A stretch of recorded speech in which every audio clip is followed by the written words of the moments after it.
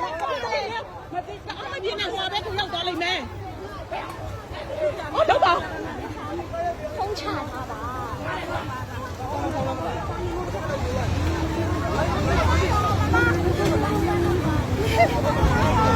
他တို့ညီနေဘက်ကိုမြန်သွားမှရမယ်ဘယ်ဘက်ကိုလဲရှင်းတဲ့ဘက်ကိုရှင်းတဲ့နေရာအဲ့ဒီဘက်ကနေ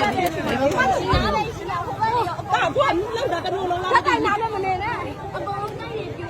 ဟိုမလေးအဆောက်အဦတွေအကုန်ပြိုကျနေလေတွေ့လားအဲ့ဒါကြီးပြိုကြတယ်ဒါရပြိုကျတယ်မှာငါကဒီလောက်ပါလားဟုတ်ဒီဘက်ကနေရွှေ့လိုက်မယ်နော်မလုံးနဲ့တော့ကောက်ဘာမှမဖြစ်ဘူးဟုတ်ခဏလေးဒီဘက်ကလေးကိုလမ်းပေါ်ကိုရွှေ့လိုက်မယ်ခဏလေးရွှေ့လိုက်မယ်နေက